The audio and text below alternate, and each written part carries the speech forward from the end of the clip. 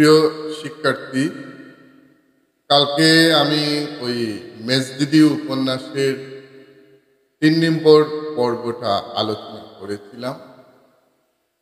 আজকে ৪র্থ পর্ব আলোচনা করছি। ধারাবাহিকভাবে হয়তোবা আরো ২টো ক্লাস করলে আমাদের আলোচনা প্রায় শেষ হয়ে যাবে আশা রাখি। তোমাদের উপকারে আসবে, এটা স্বাভাবিক।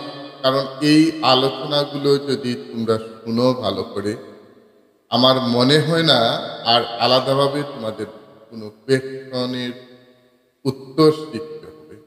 ভালোভাবে শুনলে যে কোনো কোয়েশ্চন আসলে এই উপন্যাস থেকে নির্ভয়ে সুন্দরভাবে সেটা লিখতে পারবে, কোনো অসুবিধা হবে না। কালকে যে অংশটা আলোচনা করছিলাম, যে কেষ্টকে নিয়ে হেমাঙ্গিনী এবং কাদম্বিনীর মধ্যে ঝগড়া লেগে যায়। হেমাঙ্গিনী তখন একটা কথা, যে লাস্ট যে কথা বলেছিল, যে দিদি তোমার মতো নিষ্ঠুর, তোমার মতো বেহায়া মেয়ে মানুষ আর সংসারে নেই, এই কথা বলে প্রত্যুত্তরের অপেক্ষা না করে হেমাঙ্গিনী দরজা বন্ধ করে দেয় এবং কাদম্বিনী তারপরে যেটা করেন সেটা আমি এখন পড়ে শোনাচ্ছি। সেদিন সন্ধ্যার প্রাক্কালে, অর্থাৎ কর্তারা ঘরের ফিরিবার সময়টিতে বড় বউ নিজের বাড়ির উঠানে দাঁড়াইয়া দাসীকে উপলক্ষ করিয়া উচ্চকণ্ঠে তর্জন গর্জন আরম্ভ করিয়া দিলেন। দাসী, তার বাড়ির দাসী, কাদম্বিনীর বাড়ির দাসী, তাকে উপলক্ষ করে কাদম্বিনী তর্জন গর্জন শুরু করে দিলেন এবং সেটা লক্ষ্যটা তীরটা যাচ্ছে শুধু হেমাঙ্গিনীর উপর। হেমাঙ্গিনীকে কথাগুলো বলছেন এবং সেই তীরটা হেমাঙ্গিনীর উপরই যাচ্ছে।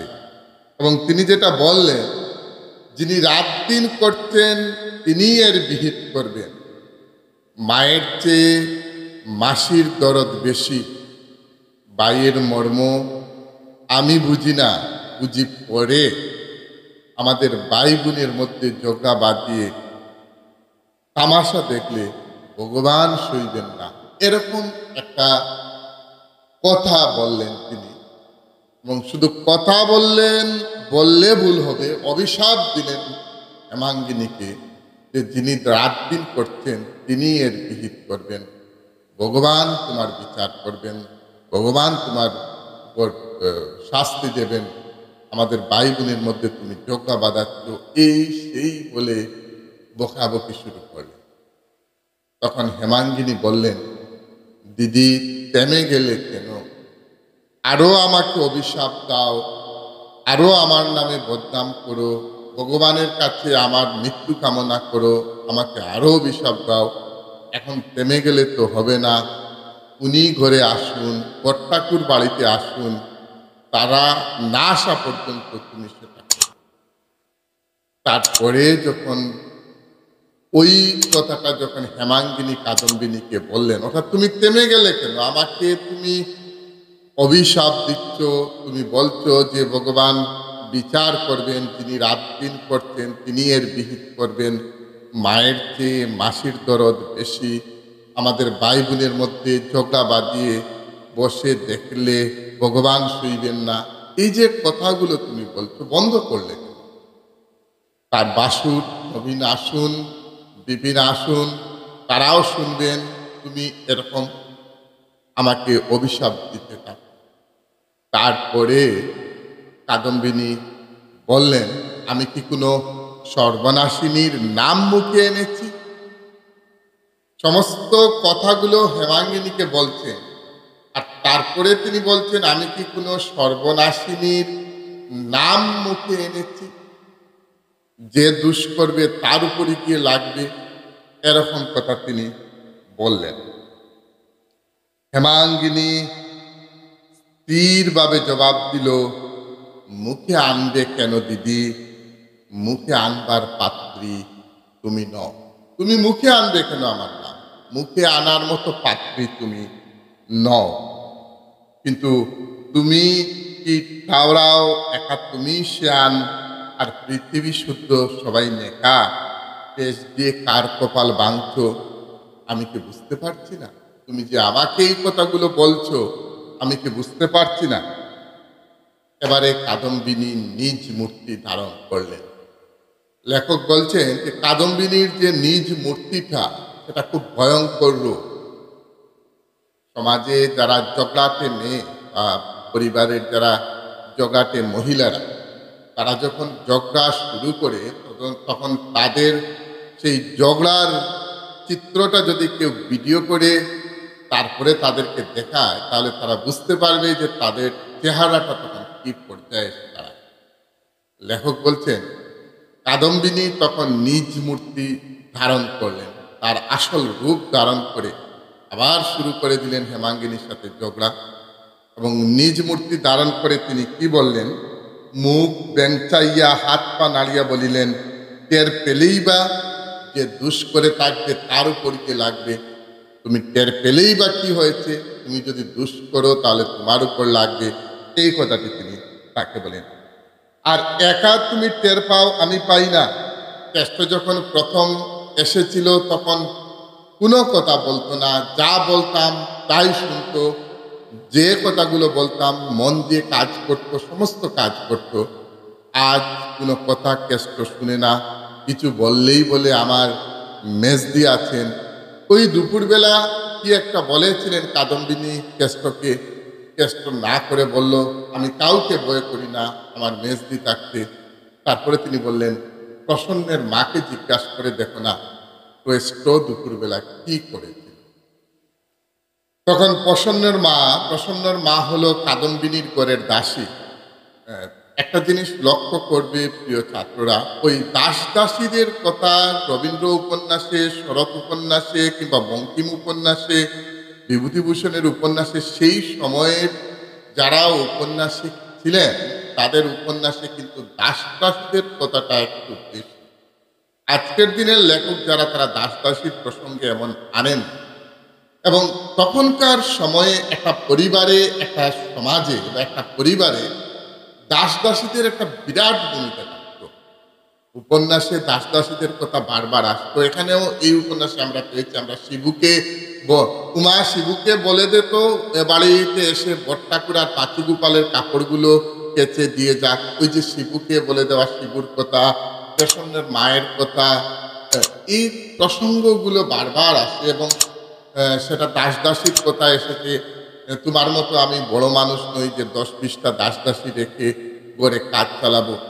এই প্রসঙ্গগুলো বিভিন্ন উপন্যাসে বলো, শরৎ সাহিত্য বলো, রবীন্দ্র সাহিত্য, বঙ্কিম সাহিত্য, বিভূতিভূষণের সাহিত্য, সর্বত্র বিরাজ করে এই দাস দাসীদের প্রসঙ্গগুলো।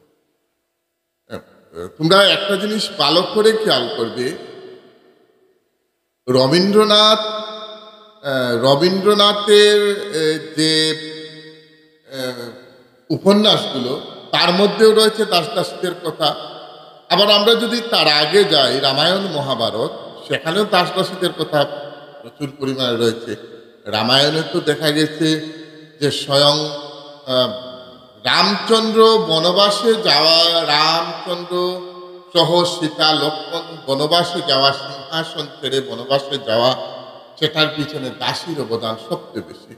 মন্থরা নামক দাসী কৈকেয়ীকে গিয়ে বলে যে রাজা দশরথ কয়েকটা বর দিয়েছিলেন তোমাকে, এবং সেই বরগুলো যদি এখন তুমি গিয়ে বলো, এবং বরগুলোর মধ্যে বলবে যে ভরতকে রাজা করতে, রামচন্দ্রকে বনবাসে পাঠাতে।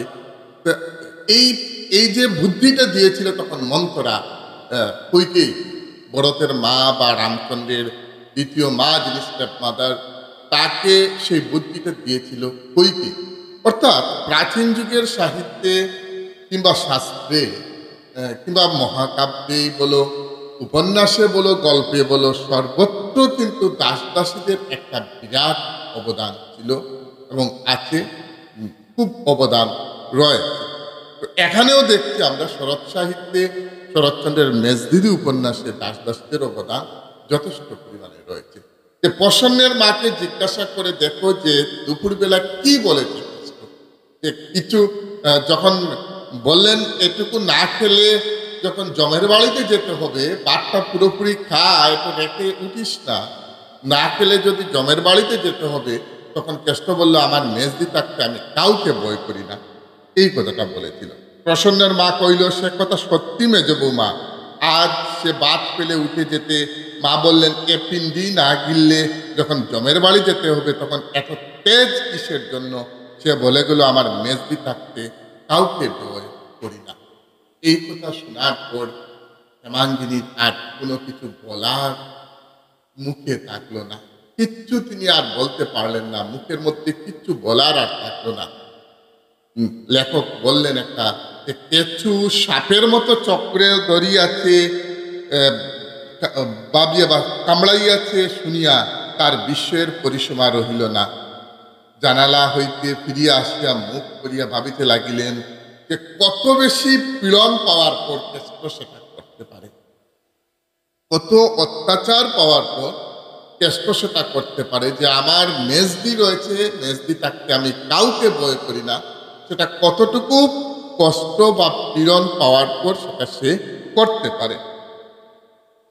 তারপরে দেখা গেল সেদিনও খুব বেশি জ্বর উঠল, জ্বর ছিল হেমাঙ্গিনীর, জ্বরটা বাড়ছে, খুব বেশি বাড়ছে, এরকম অবস্থা তার হয়েছে। ঠিক তখন বিপিন ঘরে ঢুকলেন এবং লক্ষ্য করে বললেন যে রাস্তায় বিপিনকে বলে দেওয়া হয়েছে, কাদম্বিনী বলে দিয়েছেন যে হেমাঙ্গিনী কেষ্টকে নিয়ে কি করেন বা কিভাবে প্রশ্রয় দিচ্ছেন, এগুলো হয়তো নালিশ করেছেন কাদম্বিনী হেমাঙ্গিনীর প্রসঙ্গে এনে বিপিনকে। তো বিপিন এসেই বললেন যে কি তুমি শুরু করলে মেজ বউ, বৌঠানের বাইকে নিয়ে তুমি কি শুরু করলে? আজ অনেক কথা আমাকে শুনতে হয়েছে তোমার জন্য, অনেক কথা বৌঠান আমাকে শুনিয়ে দিয়েছেন, যে তুমি কেষ্টকে বেশি আহ্লাদ করছো, কেষ্টকে বেশি প্রশ্রয় দিচ্ছ, কেষ্ট তোমার কথা বারবার বলে আমার মেজদি থাকতে আমি কাউকে ভয় করি না, এরকম কথা বলে তুমি এরকম কি করছো? সেটা তুমি কি শুরু করলে মেজবু? তুমি এগুলো বন্ধ করো না কেন? হেমাঙ্গিনী এবার উঠিয়া বসিয়া স্বামীর মুখ পানে চাহিয়া কইলেন আমার স্বভাব যাবে, মরণ হলে তার আগে ন, আমি মরলে আমার স্বভাব যাবে, তার আগে আর যাবে না। আমি মা, আমার কুলে ছেলে পুলে রয়েছেন, মাথার উপর ভগবান রয়েছেন, এর চাইতে বেশি আমি গুরুজনদের নামে কিছু বলতে চাই না। কিচ্ছু বললেন না বিপিনকে, স্বামীকে, যে আমি মা, আমার কুলে ছেলে পুলে রয়েছে, মাথার উপর ভগবান রয়েছেন, আমার গুরুজন তারা, কাদম্বিনী আমার গুরুজন, নবীন আমার বাসুর, ওনারা আমার গুরুজন, আমি তাদের বিরুদ্ধে এর চাইতে বেশি আর কিচ্ছু বলতে চাই না, কারণ আমার কুলের ছেলে পুলে রয়েছে, আমি তাদের বিরুদ্ধে কোনো নালিশ তোমার কাছে দেব না, দিচ্ছিও না। তারা যতই আমার নামে আমার বিরুদ্ধে নালিশ দেন না কেন, আমি কিন্তু তাদের বিরুদ্ধে কোনো নালিশ দেব না, কারণ তারা আমার গুরুজন। এরপরে বিপিন প্রকাশ্যে আর কোনো তর্ক করতে সাহস পেলেন না, কারণ তখন হেমাঙ্গিনীর প্রচণ্ড জ্বর, সে অসুস্থ, তাই তার বিরুদ্ধে আর তিনি কোনো কথা বললেন না। খুব বেশি তার রাগ হলো ওই কেষ্টর উপর, মারাত্মকভাবে রাগ হলো, খুব বেশি রাগ হলো কেষ্টর উপর। পরদিন যখন সকাল হতে নাই হতেই আবার বড়জা অর্থাৎ কাদম্বিনীর তীক্ষ্ণ কণ্ঠস্বর হেমাঙ্গিনীর কানে গেল। মারাত্মকভাবে চিৎকার চেঁচামেচি করছেন কাদম্বিনী এবং সেটা হেমাঙ্গিনীর কানে যাচ্ছে। তিনি স্বামীকে সম্বোধন করিয়া বলিতেছেন চূড়াটাকে কাল থেকে পালিয়ে রইল, একবার খোঁজ নিলে না? কাল থেকে সে পালিয়ে গেছে, তার একটাবার খোঁজ নিচ্ছ না কেন? অর্থাৎ শিক্ষার্থীরা, কেষ্ট কাল থেকে বাড়িতে আসেনি, কোথায় চলে গেছে কোনো সন্ধান নেই তার। কাদম্বিনী কিন্তু বাই চলে গেছে বলে বাইয়ের প্রতি তার কোনো দরদ বা স্নেহ মায়া মমতা এসে কথা বলছে না। তার ভয় যদি বাই কোনো জায়গায় মরে টরে যায় তাহলে তারা পুলিশ তাদেরকে আটকে দেবে, তাদের জেল হবে, সেটা তার কাছে বড়। বাই মরে গেলে কোনো অবস্থা নেই। ব্যাপারটা হলো বাইকে মরে যায় যদি, তাহলে পুলিশ আমাদেরকে জেল দেবে, এই দেবে, সেই দেবে। এই প্রসঙ্গগুলো তিনি বলছেন। স্বামীকে উদ্দেশ্য করে আরেকটাও কথা বলছেন এবং সেটা শোনাচ্ছেন হেমাঙ্গিনীকে, যে আমাদের তো আর দেশে শত্রুর অভাব নেই, যদি কেষ্ট কোথাও মরে টরে যায় তাহলে আমাদের জেল হবে। এই প্রসঙ্গটা তিনি এইভাবে চিৎকার করে নবীনকে উদ্দেশ্য করে তিনি সেটা বললেন। হেমাঙ্গিনী সব বুঝলেন যে এই শত্রু, এই সব কিছু এটা তাকে উদ্দেশ্য করা হচ্ছে। তিনি তোমরা জানো যে তার পাশেই দোতলা বাড়িটা তার। তিনি জানালা বন্ধ করে দিয়ে একটা নিঃশ্বাস ফেললেন, বিছানায় বসে থাকলেন। দুপুরবেলা যখন হেমাঙ্গিনী খেতে বসেছেন, রান্নার করে বসে খাচ্ছেন, ভাত খাচ্ছেন, রুটি বা ভাত, তরকারি, এগুলো, ঠিক সেই সময় কেষ্ট এসে তার ঘরে এসে পৌঁছল। কেষ্ট এসে বলল, খুব খিদে লেগেছে মেজদি, খেতে দাও। তখন তিনি বললেন যে সারাদিন কোথায় ছিলি রে কেষ্ট? সবাই বলছে তুই কোথায় ছিলি, তোকে পাওয়া যাচ্ছে না, তুই হারিয়ে গেছিস, তুই কোথায় ছিলি? কেষ্ট বলল, আমি তো কোথায় ছিলাম না, সন্ধ্যার সময় দোকানে একটু ঘুমিয়েছিলাম, আর যখন ঘুম ভাঙলো তখন দেখি দুপুর রাত্রি, তারপরে তো আর বাড়িতে আসতে পারিনি, রাত্রে দোকানেই ঘুমিয়ে গিয়েছিলাম, তাই কিছু খাওয়া হয়নি, আমাকে খেতে দাও। তখন হেমাঙ্গিনী বললেন যে ও বাড়িতে গিয়ে খা, আমি দেব না। অর্থাৎ একটু অভিমান, রাগ কাদম্বিনীর উপর। তারপরে সে যখন চলে যেতে চাইল তখন তাকে ডেকে এনে তার দাসী যে আছে রান্নাঘরে তাকে বললেন তাকে খেতে দিতে, এবং সে খেতে বসলো। সে খাচ্ছিল, ভাত প্রায় শেষ হওয়ার পথে, অর্ধেকটা রয়েছে। এমন সময় হেমাঙ্গিনীর মেয়ে উমা বাড়ির বাইরে থেকে দৌড়ে এসে মাকে বলল, বাবা আসছেন। হেমাঙ্গিনী বলল, বাবা আসছেন, তাহলে কি হলো, তুই এরকম করছিস কেন? উমা তখন কেষ্টর পিছনে দাঁড়িয়েছিল, আঙ্গুল দিয়ে এরকম দেখালো। কেষ্টর পিছনেও আঙ্গুল দিয়ে এরকম দেখাচ্ছে যে ও যে খাচ্ছে, ইশারা করে বলছে ও যে খাচ্ছে। অর্থাৎ কেষ্ট এ বাড়িতে ভাত খাচ্ছে, এটা এসে উমার বাবা বা হেমাঙ্গিনীর স্বামী বিপিন এসে যদি দেখেন, তাহলে তিনি সেটা সহ্য করতে পারবেন না, সেটা ছোট্ট মেয়ে উমা বুঝতে পারছে। এই বলে সে দৌড়ে পালিয়ে গেল উমা ওই রান্নাঘর থেকে। আর কেষ্ট বলে বাবু আসছেন, মেজদি বাবু আসছেন বলে ভাত রেখে দরজার আড়ালে লুকিয়ে গেল। হেমাঙ্গিনী অবাক হয়ে রইলেন, একই অবস্থা, একটা ছেলেকে কি আমি ভাত খাওয়াতে পারি না? আমার কি এই অধিকার নেই এই বাড়িতে একটা ছেলেকে আমি ভাত খাওয়াতে পারি না? আমার মেয়ে বই করে পালিয়ে যাচ্ছে, কেষ্ট শেষ পর্যন্ত দরজার আড়ালে লুকিয়ে যাচ্ছে, বুঝতে পারলেন না। এই সময় এসে বিপিন ঢুকলেন ইতস্তত অবস্থায়, দেখলেন হেমাঙ্গিনীকে, বললেন তোমার জ্বর কমেছে? এই কথাগুলো বলে তিনি বললেন, এতগুলো ভাত এখানে রেখে কে উঠে গেল? ললিত বুঝি? ললিত হলো তাদের ছেলে, ললিত বুঝি? তখন হেমাঙ্গিনী বললেন, না ললিত নয়, ও বাড়ির কেষ্ট থাকছিল, তুমি এসেছো এই খবর পেয়ে উমা সংবাদ দিল, এবং এই খবর পেয়ে ভয়ে সে দরজার আড়ালে লুকিয়ে আছে, আর উমা পালিয়ে গেছে। তখন তিনি বললেন, ওই বয়ের কি আছে? আর ও বেটি পালিয়ে গেল কেন, উমা কেন পালিয়ে গেল? তখন হেমাঙ্গিনী বললেন, বোধ করি মায়ের অপমান সে সহ্য করতে পারবে না বলেই পালিয়ে গেছে। এই প্রসঙ্গগুলো আসলো। শেষ পর্যন্ত বললেন হেমাঙ্গিনী, কেষ্ট তুই 4টা পয়সা নিয়ে যা, 2টো পয়সা নিয়ে যা, কিছু মুড়ি টুড়ি খেয়ে নিস, আর আমার বাড়িতে কোনোদিন খেতে আসবি না, কারণ আমার সেই অধিকার নেই যে বাইরের কাউকে এনে খাওয়াতে পারি, সেই অধিকারটুকু কি নেই, আমার কি কোনো অধিকার নেই। তখন বিপিন একটু রাগ, একটু মোটামুটি একটু ফাজলামি করে তিনি বললেন, না, তোমার কোনো অধিকার নেই। একটা কৌতুকের মধ্য দিয়ে তিনি বললেন, তোমার কোনো অধিকার নেই, তুমি ভিখারিকে ভিক্ষা পর্যন্ত দিতে পারবে না, এই না সেই না। অর্থাৎ ব্যাপারটা কিরকম হয়ে গেছে, বিপিনও তো কৃপণ মানুষ নয় নবীনের মতো, কিন্তু কিরকম ব্যাপারটা হয়েছে যে নিজের স্ত্রী একটা ছেলেকে ভাত খেতে দিয়েছেন, তিনি আশা শুনে মেয়ে পালিয়ে যাচ্ছে, ছেলেটা ভাত রেখে দরজার আড়ালে লুকাচ্ছে, স্ত্রী ইতস্তত বোধ করছেন। এটা বিভিন্ন মন থেকে মেনে নিতে পারছে না, সত্যি এটা কিরকম হয়ে যাচ্ছে। তারপরে কেষ্ট চলে গেল, তিনি দাঁত কিরমির করছেন, বলছেন, ওই ছেলেটার জন্যই তুই আমার সমাজে, আমার সংসারে সমস্ত দুঃখ কষ্ট সমস্ত কিছু, যা কিছু বাইয়ে বাইয়ে ঝগড়া হচ্ছে, দুই জায়ের মধ্যে ঝগড়া হচ্ছে, স্বামী স্ত্রীর মধ্যে বিবাদ হচ্ছে, শুধু এই ছেলেটার জন্য। ওটা তিনি এরকম মনে মনে বললেন।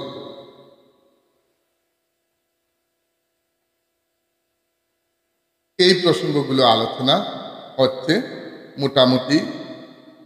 তারপরে আমরা যেটা দেখলাম যে দিন ৫-৬ পরে একদিন বিকালে বিপিন অত্যন্ত বিরক্ত মুখে ঘরে ঢুকিয়া বলিলেন, এসব তুমি কি শুরু করলে মেজ বউ?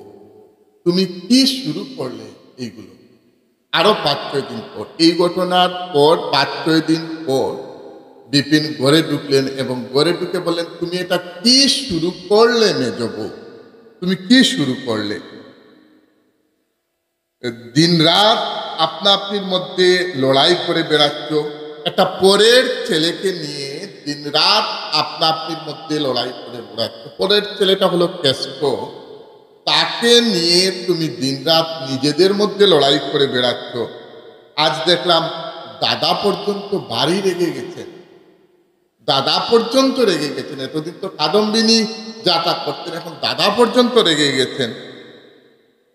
অনতি পূর্বে নিজের ঘরে বসিয়া বড় বউ স্বামীকে উপলক্ষ মেজ বউ লক্ষ্য করিয়া চিৎকার শব্দে যে সকল অপবাসার তীর ছুড়িতেছিলেন, তার একটিও নিষ্ফল হয় নাই। সমস্ত কিছু স্বামীকে উপলক্ষ করে আর মেজ বউ অর্থাৎ হেমাঙ্গিনীকে লক্ষ্য করে অনেকটা তীর ছুটছেন তিনি। সেই একটাও, লেখক বলছেন যে একটাও নিষ্ফল হয় নাই, সবকটি এসেই হেমাঙ্গিনীর গায়ের মধ্যে লেগেছিল, সবটা তীর। আর তার মধ্যে এসে বিপিন আবার এই কথাটা বলছেন, প্রত্যেকটি মুখে করিয়া যে পরিমাণ বিষ বহিয়া আনিয়াছিল, তাহার সহিত জ্বালাটাও কম জ্বলিতেছিল না, কিন্তু মাঝখানে বাসুর বিদ্যমান থাকা হেমাঙ্গিনী সহ্য করা ব্যতীত প্রতিকারের পথ পাইতেছিল না। নবীন ছিলেন সামনে গড়ে, সে সময় নবীন ছিলেন, আর কাদম্বিনী যা তা বকাবকি করছেন হেমাঙ্গিনীকে, হেমাঙ্গিনী কিন্তু একটাও শব্দ উচ্চারণ করেনি, কোনো প্রতিবাদ করেনি। এই কারণে করেনি কারণ তখন সেই সময় তার বাসুর করে ছিলেন। প্রিয় ছাত্ররা, একটা জিনিস খেয়াল করে, বাঙালির পারিবারিক জীবনে আজও মহিলারা যে নিজের বাসুরকে সম্মান করে তার একটা প্রমাণ।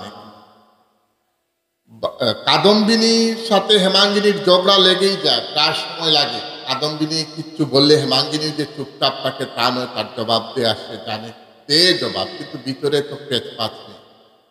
কিন্তু আজকে এত কিছু কেন সে সহ্য করলো? লেখক বলছেন সে এই কারণে সহ্য করেছে, কারণ সেদিন সেই সময় বাসুর ছিলেন করে, তাই বাসুরের সামনে সে কোনো জবাব দেওয়ার মতো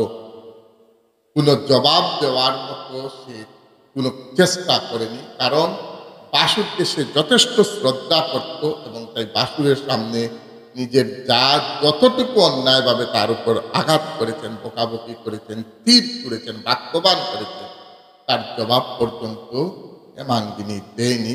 এটার কারণ হলো বাসুর সামনে ছিল।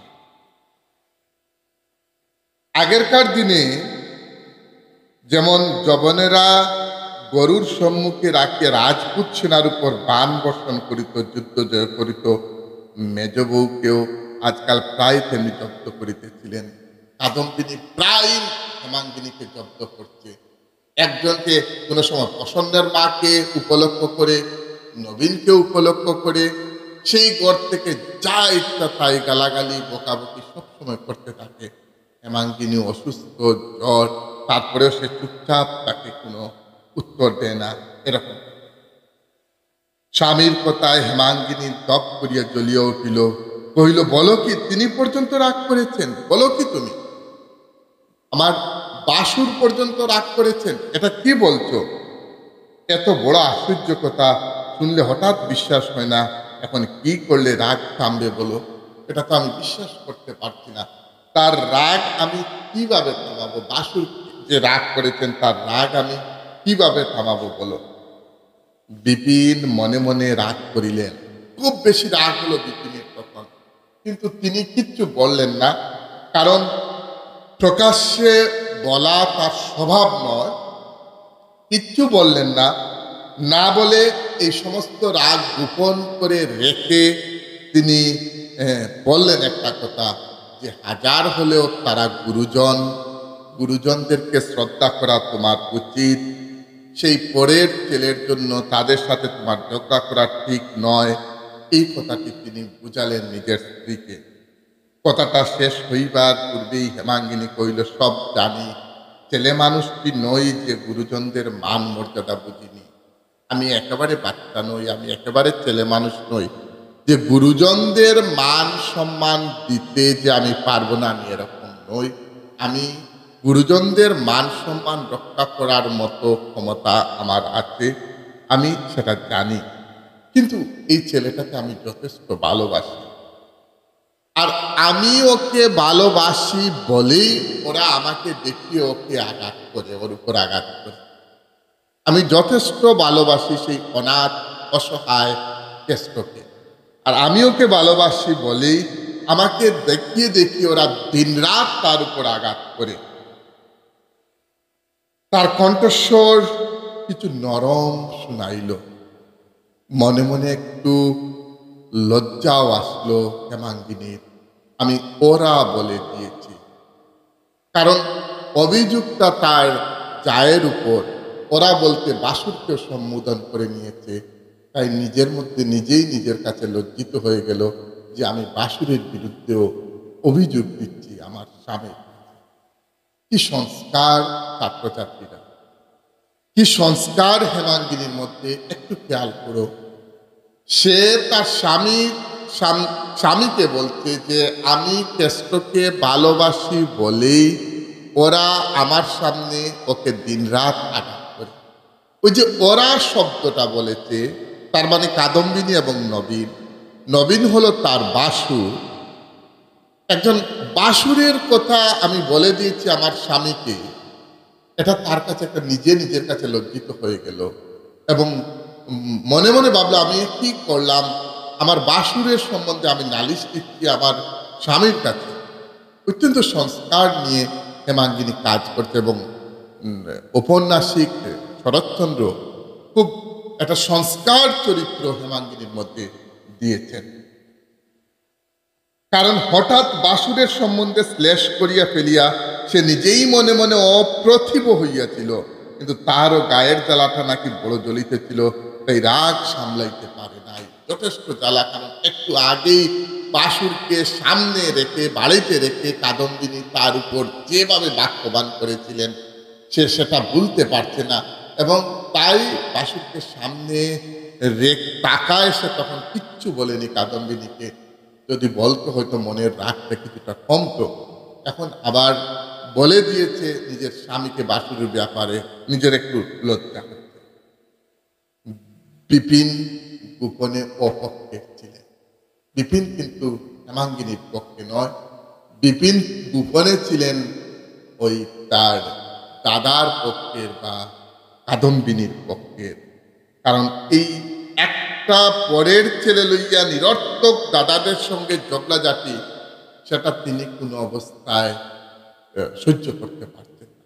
যে পরের ছেলে, ওকে নিয়ে দাদাদের সাথে ঝগড়াঝাটি, বৌদির সাথে ঝগড়াঝাটি, এটা তিনি কোনো অবস্থায় মেনে নিতে পারতেন না। স্ত্রীর ওই লজ্জাটুকু লক্ষ্য করিয়া পাইয়া জোর করিয়া বলিলেন, ভেদাভেদি কিছু নয়, তারা নিজেদের ছেলেকে তারা শাসন করছে, কাজ শিখাচ্ছে, তোমার তাতেও তো বাধা দেওয়া। নিজেদের ছেলেকে তারা কাজ শেখাচ্ছে, শাসন করছে, তুমি এত বাধা দাও কেন? তুমি কেন এত বাধা দাও? হেমাঙ্গিনী স্বামীর মুখের পানে চাহিয়া প্রথমটা কিছু বিস্মিত হইল। এই 15-16 বৎসরের গড় কন্যায় তার স্বামীর পায়ের প্রতি এত ভক্তি কোনোদিনও সে দেখেনি। এখন দেখছে এই ভাতৃভক্তি এই প্রথম দেখলো, তার আগে কোনোদিন সে দেখেনি। কিন্তু পর মুহূর্তেই তার সর্বাঙ্গ ক্রোধে জ্বলিয়া উঠিল, কইল, তারা গুরুজন, আমিও মা। তারা আমার গুরুজন, সেটা ঠিক, আমিও মা। গুরুজন যদি নিজের মান সম্মান নিজে রক্ষা করতে না পারে, তাহলে আমি কি দিয়ে তাদের মান সম্মান রক্ষা করব? তারা গুরুজন, আমি মা। তারা যদি তাদের মান সম্মান রক্ষা করতে না পারে, তাহলে আমি কি দিয়ে সেই মান সম্মান রক্ষা করব? বিপিন কি একটা জবাব বোধ করে দিতে যাইতেছিলেন, থামিয়া গেলেন। দ্বারের বাহিরে কুণ্ঠিত কণ্ঠে বিনম্র ডাক শোনা গেল, মেজদি। আবার এসেছে সেই কথাবার্তা, যাকে নিয়ে স্বামী স্ত্রীর মধ্যে এত দ্বন্দ্ব চলছে, ঠিক সেই মুহূর্তে আবার সেই হতচ্ছাড়াটা এসে বলছে, মেজদি। স্বামী স্ত্রীতে চুকাচুকি হইল। স্বামী একটু হাসিলেন, তাতে প্রীতি বিকর্ণ হইল না। স্ত্রী অধরে অস্ত্র চাপিয়া কবাটের কাছে সরিয়া আসে, নিঃশব্দে কেষ্টর মুখের পানে চাইতে সে আহ্লাদে গলিয়ে গিয়া প্রথমেই যা মুখে আসিল কহিল, কেমন আছো মেজদি? আবার এসে বলছে, কেমন আছো মেজদি? হেমাঙ্গিনী এক মুহূর্তে কথা কহিতে পারিল না। যাহার জন্য স্বামী স্ত্রীতে এই মাত্র বিবাদ হইয়া গেল, আকস্মাৎ তাকেই সম্মুখে পাইয়া বিবাদের সমস্ত বিরক্তিটা তাহার মাথায় গিয়া পড়িল। হেমাঙ্গিনী অনুচ্চ কটুর স্বরে কইলেন, এখানে কি তুই রোজ রোজ আসিস কেন? বলতো, কেন এখানে রোজ রোজ আসিস? কেন আজকে এসেছিস? রোজ রোজ কেন এখানে আসিস? কেষ্টর বুকের ভিতরটা দক করিয়া উঠিল। এই কটুর কণ্ঠস্বরটা সত্যিও এত কটুর শোনাইল যে, এতই ইহার যাই হোক, বস্তুটা যে সস্নেহ পরিহাস নয়, বুঝিয়া লইতে এই দুর্ভাগা বালকটার বিলম্ব হইল না। সে বুঝলো যে কেন এরকম করতেন মেজদি। মেজদি তো এরকম আমার সাথে করেন না, কেন করতেন? বয়ে বিস্ময়ে লজ্জায় মুখখানা তাহার কালিমাকা হইয়া গেল। কইল, দেখতে এসেছি, আমি তোমাকে দেখতে এসেছি, তুমি যে অসুস্থ, আমি তোমাকে দেখতে এসেছি। বিপিন তখন দাঁত কিড়মিড় করে হাসিয়া বলিলেন, দেখতে এসেছে? কি বিদ্রুপ করে নিজের স্ত্রীকে বললেন, দেখতে এসেছে তোমাকে।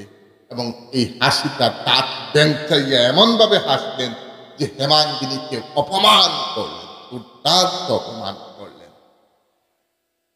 সে দলিতা ভুজাঙ্গিনীর মতো স্বামীর মুখের পানে একটিবার চাহিয়া চোখ ফিরাইয়া লইয়া কহিল, আর এখানে তুই আসিস নে, যা এখান থেকে, যা, আর এখানে কোনোদিন আসিস নে, যা এখান থেকে তুই।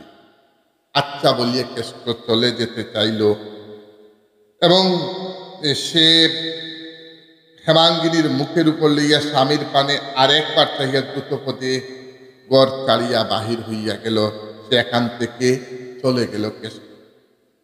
তাহলে আমরা কি পেলাম প্রিয় ছাত্রছাত্রীরা? আমরা পেলাম কেষ্টকে নিয়ে দুই পরিবারের মধ্যে তুমুল যুদ্ধ চলছে। কাদম্বিনী এবং হেমাঙ্গিনীর পরিবার বিপিনও চান না যে কেষ্ট তাদের বাড়িতে আসুক, কিন্তু হেমাঙ্গিনীর একটাই কথা, আমি মা, আমার সামনে যখন ওরা ওর উপর অত্যাচার করে সেটা আমি কোনো অবস্থায় মেনে নিতে পারি না। তাই তিনি বারবার প্রতিবাদ করছেন, কিন্তু সেই প্রতিবাদে কোনো লাভ হচ্ছে না। তিনি যত প্রতিবাদ করছেন তাদের অত্যাচারের সীমা ততই বেড়ে উঠছে।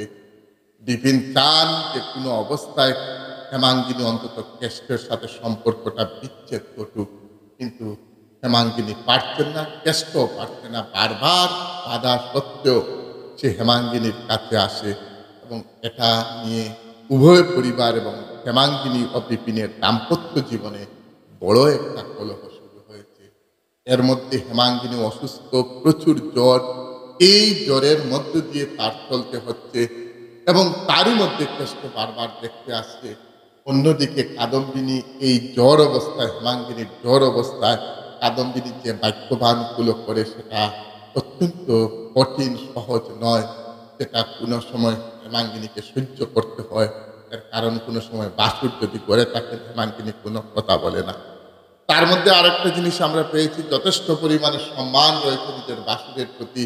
নিজের বাসুরের সামনে কোনো কথা বলার মতো সাহস হেমাঙ্গিনীর নেই এবং সে কথাও বলে না। যথেষ্ট পরিমাণে সম্মান দেয় নিজের বাসুরকে। এগুলো আমরা এখানে পেয়েছি।